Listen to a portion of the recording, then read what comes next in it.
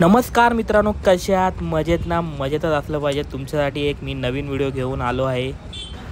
मित्रांनो, आम्ही नाशिकमध्ये आलो आहोत. नाशिकमध्ये आम्ही श्री क्षेत्र त्र्यंबकेश्वर ज्योतिर्लिंगाचं दर्शन घेण्यासाठी आलो आहोत. इथे आल्यावर आम्ही राहण्यासाठी उत्तम पर्याय म्हणजे शेगावच्या श्री गजानन महाराजांचं भक्तनिवास निवडला आहे. या भक्तनिवासाची आतमधून रचना मी तुम्हाला दाखवतो या व्हिडिओमध्ये. एंट्रन्स आहे, हा एंट्रन्स आहे. इथून आल्यानंतर आहे सरळ एकदम जायचं आहे तुम्हाला. इथे तुम्हाला पार्किंग लॉट आहे.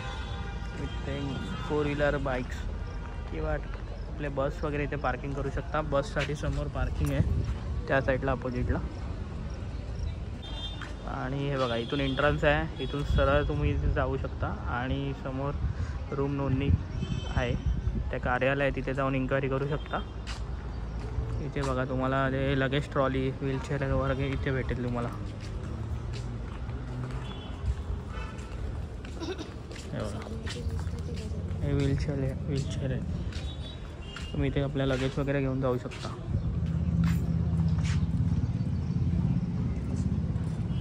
निसर्गरम्य वातावरण आहे बघा.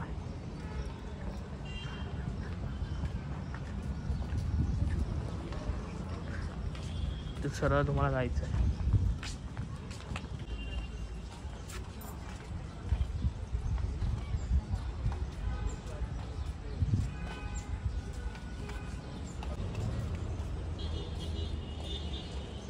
इथे गजानन महाराजांचं मंदिर आहे.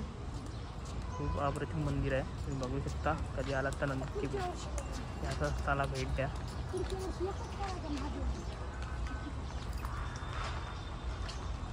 हे बघा, या सगळे बिल्डिंग्स आहेत. इथे या राहण्याची सोय आहे, रूम्स आहेत,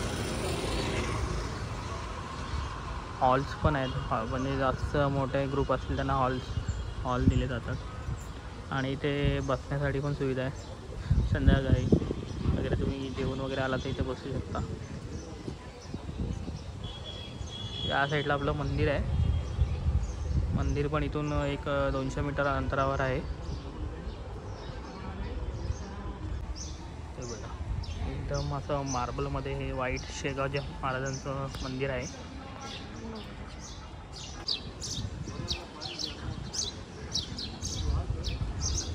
भारी अशी गार्डन सारखी एक सुविधा केलेली आहे. हे बघा, हे मार्बल सारखं दिसतंय ना, ते शेगावच्या महाराजांचं मंदिर आहे.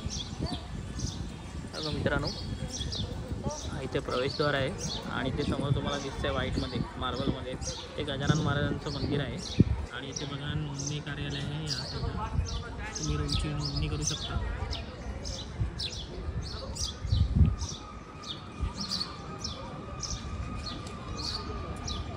बघा, हे नोंदणी कार्यालय आहे. हे फक्त निवास क्रमांक 1 आहे. इथून तुम्हाला आतमध्ये जावं लागेल.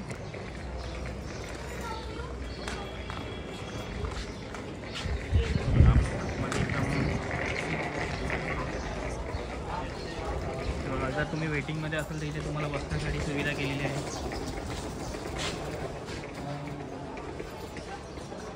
समोर कार्यालय बघा.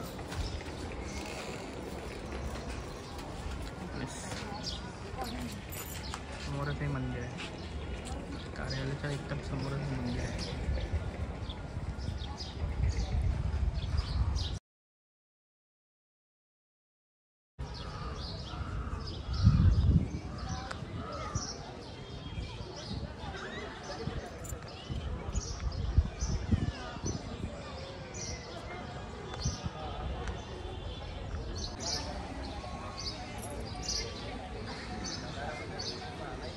कार्यालयाची वेळ दिलेली आहे.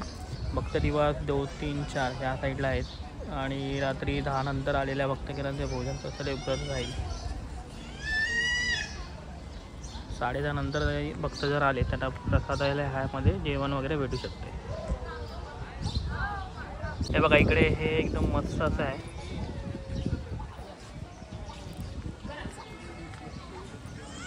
मंदिराची रचना बघून घ्या, किती भारी अशी मंदिराची रचना आहे.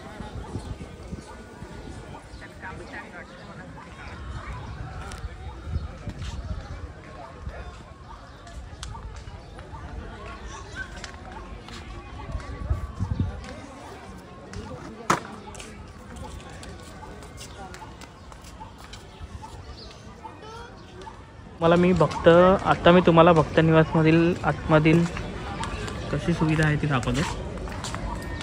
आम्ही पण भक्त निवास 1मध्येच आहे, 2nd फ्लोअरला 39 नंबरमध्ये. भक्त निवासमध्ये बाहेर तुम्हाला एकदम गरम वाटेल, पण आतमध्ये गेल्यानंतर एकदम थंड वाटतं. तर आम्ही डोरच्या आतमध्ये आलो, एंट्रन्सच्या आतमध्ये. ही लॉबी आहे त्यांची, बघू शकता. प्रत्येक घराच्या समोर त्यांनी असे डस्टबिन ठेवले, तुम्हाला कचरा वगैरे टाकण्यासाठी. एकदम स्वच्छतेची एकदम स्वच्छ काळजी घेतलेली आहे. फायर वगैरे पण केलेली आहे. मित्रांनो, ही अशी संस्थांची रूम आहे. आणि हे बघा, आम्हाला 39 नंबरची रूम भेटलेली आहे.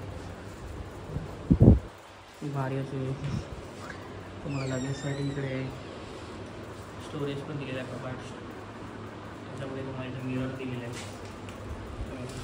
वॉटर, पाणी पिण्यासाठी बेसिंग आहे. आणि तुम्ही 2 पर्सन असेल तरी 3 बेडचाच तुम्हाला भेटणार. म्हणजे तुम्हाला बायको आणि लहान मुलं वगैरे असेल तर ठीक आहे, एकदम ओके. रूम आहे.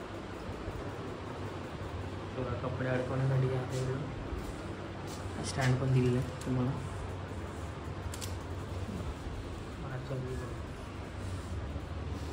आम्ही नॉन AC घेतले, पण काही गरज लागलीच नाही आम्हाला. भारी एकदम थंड वातावरण आहे.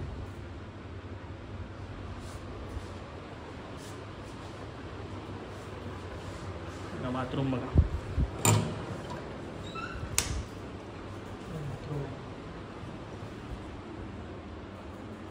बस. तुम्हाला 500 रुपयामध्ये काय पाहिजे?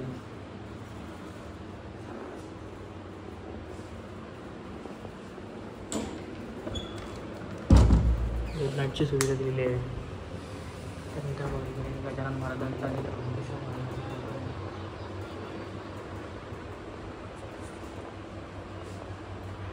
भारी असा व्ह्यू आहे बघा. रूम आहे 500 रुपीजमध्ये 1 डे. तुम्हाला 2 दिवसाचा पाहिजे असेल तर तुम्ही नेक्स्ट डे जाऊन रिन्यू करू शकता.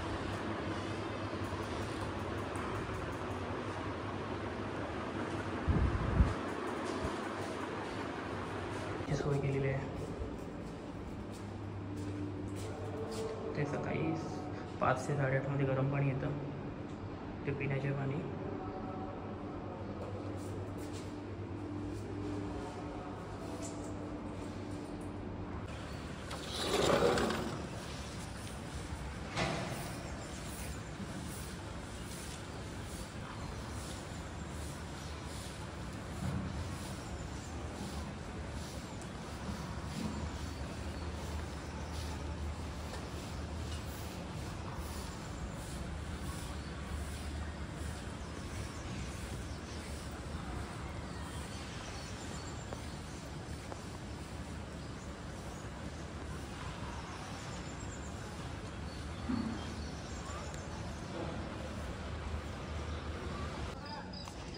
बघा, इकडे हॉलची सुविधा आहे. हा हॉल आहे आणि समोर भोजनालयाची सुविधा दिलेली आहे. तर निवास आहे, निवास 3.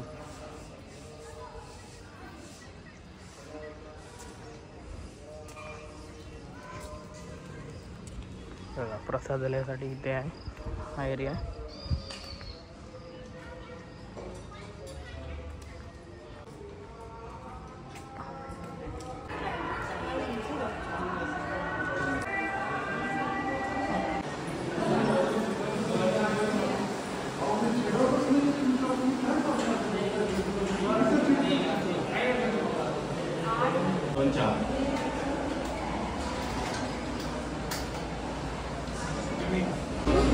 आणि कसा असता नाश्ता? किती रुपयामध्ये होता हा उपमा?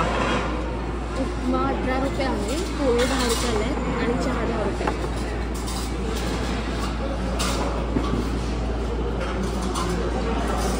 अप्रतिम आहे. 10 रुपयात तुम्हाला अजून काय भेटणार? 10 रुपयाचा हा नाश्ता आहे. 10 रुपयामध्ये नंबर आहे.